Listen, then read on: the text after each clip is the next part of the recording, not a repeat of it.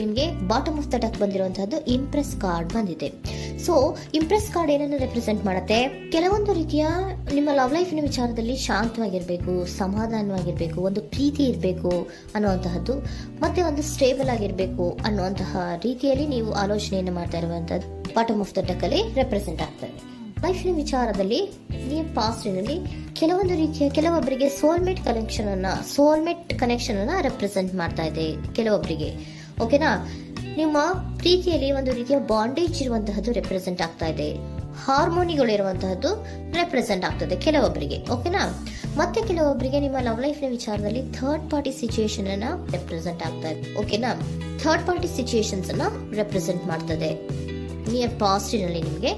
Next card ಬಂದಿರುವಂತಹದ್ದು page of swords ಬಂದಿದೆ. Third card ಬಂದಿರುವಂತಹದ್ದು ಯಾವುದು? ನಿಮಗೆ ಪೇಜ್ ಆಫ್ ಸೋರ್ಟ್ಸ್ ಬಂದಿದೆ. ಸೊ ಕ್ಯೂರಿಯಾಸಿಟಿ ಇದ್ದಂತಹ, ನಿಮ್ಮ ಲವ್ ಲೈಫಿನ ವಿಚಾರದಲ್ಲಿ ಒಂದು ಕ್ಯೂರಿಯಾಸಿಟಿ ಇದ್ದಂತಹ, ಒಂದು ರೀತಿಯ ಬಾಂಡೇಜ್ ಇದ್ದಂತಹ, ಸ್ವಲ್ಪ ನೀವು ಮಾತಾಡಿರುವಂತಹ ಸಾಧ್ಯತೆಗಳು ರೀಸೆಂಟ್ ಪಾಸ್ಟಿನಲ್ಲಿ ರೆಪ್ರೆಸೆಂಟ್ ಆಗ್ತಾ ಇದೆ. ಸೊ ನಿಮ್ಮ ಲವ್ ಲೈಫಿನ ವಿಚಾರವಾಗಿ ಒಂದು ರೀತಿಯ ಬಾಂಡೇಜ್ ಇರುವಂತಹದ್ದು, ನೀವು ಕೆಲವೊಬ್ಬರಿಗೆ ಥರ್ಡ್ ಪಾರ್ಟಿ ಸಿಚುಯೇಷನ್ ಮತ್ತೆ ಕೆಲವೊಬ್ಬರಿಗೆ ಸೋಲ್ಮೇಟ್ ಕನೆಕ್ಷನ್ ಅನ್ನ ರೆಪ್ರೆಸೆಂಟ್ ಮಾಡ್ತಾ ಇದೆ. ಮತ್ತೆ ನಿಮ್ಮ ಲವ್ ಲೈಫಿನ ವಿಚಾರದಲ್ಲಿ ನೀವು ಮಾತಾಡಿರುವಂತಹದ್ದು ಕೂಡ ಕೆಲವೊಂದು ರೀತಿಯ ಮಾತುಕತೆಗಳು ಆಡಿರುವಂತಹದ್ದು, ಹೊಸ ಐಡಿಯಾಗಳನ್ನ ಮಾಡಿರುವಂತಹದ್ದು ಇಲ್ಲಿ ರೆಪ್ರೆಸೆಂಟ್ ಆಗ್ತದೆ. ಮೇ ಬಿ ನೀವು ಫ್ರೆಂಡ್ಸ್ ಗಳ ಮೂಲಕ ನೀವು ನಿಮ್ಮ ಪರ್ಸನ್ ಅನ್ನ ಭೇಟಿಯಾಗಿರಬಹುದು. ಯಾವುದೋ ಕೆಲವೊಂದು ಫಂಕ್ಷನ್ ಗಳಲ್ಲಿ ನೀವು ನಿಮ್ಮ ಪರ್ಸನ್ ಅನ್ನ ಭೇಟಿಯಾಗಿರುವಂತಹ ಸಾಧ್ಯತೆಗಳು ಇದೆ ಅನ್ನೋದನ್ನ ನಿಮ್ಮ ಪಾಸ್ಟ್ ನಲ್ಲಿ ರೆಪ್ರೆಸೆಂಟ್ ಮಾಡ್ತಾ ಇದೆ. ನೆಕ್ಸ್ಟ್, ಅಟ್ ಪ್ರೆಸೆಂಟ್ ನಲ್ಲಿ ಯಾಕೋ ನಿಮ್ಮ ಲವ್ ಲೈಫಿನ ವಿಚಾರದಲ್ಲಿ ಫೀಲಿಂಗ್ ಲೆಫ್ಟ್ ಔಟ್ ಆಗಿರುವಂತಹ ಸಾಧ್ಯತೆಗಳು ರೆಪ್ರೆಸೆಂಟ್ ಆಗ್ತಾ ಇದೆ. ಅಟ್ ಪ್ರೆಸೆಂಟ್ ನಲ್ಲಿ ಯಾಕೋ ಕೆಲವೊಂದು ರೀತಿಯ ಚಿಂತೆಗಳಿರುವಂತಹದ್ದು, ವರೀಸ್ಗಳಿರುವಂತಹದ್ದು, ಬೇಜಾರಿನಲ್ಲಿ ನಿಮ್ಮ ಲವ್ ಲೈಫಿನ ವಿಚಾರದಲ್ಲಿ ಇರುವಂತಹದ್ದು ರೆಪ್ರೆಸೆಂಟ್ ಆಗ್ತಾ ಇದೆ. ಯಾಕೆ ಅಂದ್ರೆ ನಿಮ್ಮ ಲವ್ ಲೈಫಿನ ವಿಚಾರವಾಗಿ ಕೆಲವೊಂದು ರೀತಿಯ ಬದಲಾವಣೆಗಳಾಗ್ತಾ ಇರುವಂತಹದ್ದು ರೆಪ್ರೆಸೆಂಟ್ ಆಗ್ತಾ ಇದೆ. ಯಾಕೋ ಕೆಲವೊಂದು ಚೇಂಜಸ್ಗಳಾಗ್ತಾ ಇರೋದ್ರಿಂದ ನೀವು ಬೇಜಾರಿನಲ್ಲಿ ಇರುವಂತಹದ್ದು.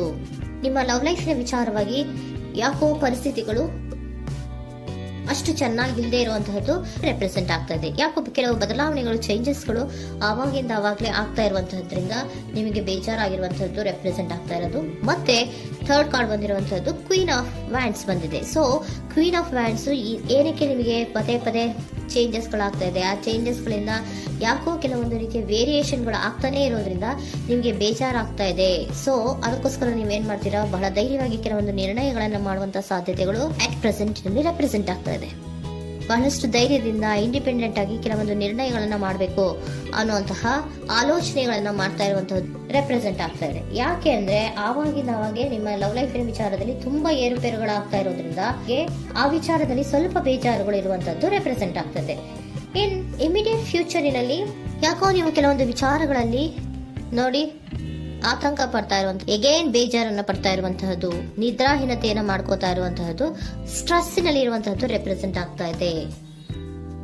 ಕೆಲವೊಂದು ನಿರ್ಣಯಗಳನ್ನು ತಗೊಳ್ಳುವಂತಹ ಸ್ಟ್ರೆಸ್ಗಳಲ್ಲಿ ಇರುವಂತಹದ್ದು ಕೆಲವೊಬ್ಬರಿಗೆ ಯಾಕೋ ಇಮಿಡಿಯೇಟ್ ಫ್ಯೂಚರ್ ನಲ್ಲಿ ಕೂಡ ರೆಪ್ರೆಸೆಂಟ್ ಆಗ್ತಾ ಇದೆ.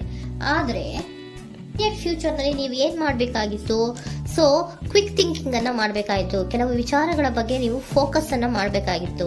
ಏನಾಗ್ತಾ ಇದೆ ನಮ್ಮ ಲವ್ ಲೈಫಿನ ವಿಚಾರದಲ್ಲಿ ಅನ್ನೋದನ್ನ ಫೋಕಸ್ ಅನ್ನ ಮಾಡಿದ್ರೆ ನಿಮ್ಮ ಲವ್ ಲೈಫಿನ ವಿಚಾರದಲ್ಲಿ ಕೆಲವೊಂದು ರೀತಿಯ ಫುಲ್ಫಿಲ್ಮೆಂಟ್ಗಳು, ಸಮಾಧಾನಗಳು, ಖುಷಿಗಳು ಇರುತ್ತೆ. ಯಾವಾಗ ನೀವು ಫೋಕಸ್ ಅನ್ನ ಮಾಡೋದಿಲ್ವೋ ಆಗ ನಿಮ್ಗೆ ಮತ್ತಷ್ಟು ಆತಂಕಗಳು, ಬೇಜಾರುಗಳು ಆಗುವಂತ ಸಾಧ್ಯತೆಗಳು ಇದೆ. ಇದು king of swords, nine of swords ಇನ ಕ್ಲಾರಿಫಿಕೇಶನ್ ಕಾರ್ಡ್ ಅಷ್ಟೇ. ಅಂದ್ರೆ ಏನು? ನೀವು ಕೆಲವೊಂದು ವಿಚಾರಗಳಲ್ಲಿ ಫೋಕಸ್ ಅನ್ನ ಮಾಡಬೇಕು. ಲವ್ ಲೈಫಿನ ವಿಚಾರಗಳಲ್ಲಿ ಫೋಕಸ್ ಅನ್ನ ಮಾಡಿ ಕೆಲವೊಂದು ರೀತಿಯ ಆಕ್ಷನ್ಸ್ ಗಳನ್ನ ತಗೊಂಡ್ರೆ ಫುಲ್ಫಿಲ್ಮೆಂಟ್ ಗಳಾಗುವಂತಹ, ಸಮಾಧಾನಗಳಾಗುವಂತಹ, ಖುಷಿಗಳಾಗುವಂತಹ ಸಾಧ್ಯತೆಗಳು ಇದೆ. ಕರೆಕ್ಟ್ ಆಗಿ ಮಾತಾಡಬೇಕು. ಏನ್ ಮಾತಾಡಬೇಕು ನಿಮ್ಮ ಲವ್ ಲೈಫಿನ ವಿಚಾರವಾಗಿ ಕರೆಕ್ಟ್ ಆಗಿ ಮಾತಾಡಿ ಕೆಲವೊಂದು ರೀತಿಯ ಕ್ಲಿಯರ್ ಥಿಂಕಿಂಗ್ ಅನ್ನ ಮಾಡಿ ಕ್ವಿಕ್ ಆಕ್ಷನ್ಸ್ ಅನ್ನ ತಗೊಳ್ಳುವಂತಹದ್ದು ರೆಪ್ರೆಸೆಂಟ್ ಆಗ್ತಾ ಇದೆ. ಓಕೆನಾ? ಇದಿಷ್ಟು ನಿಮ್ಮ ಕಾರ್ಡ್ಸ್ ನ ರೀಡಿಂಗು.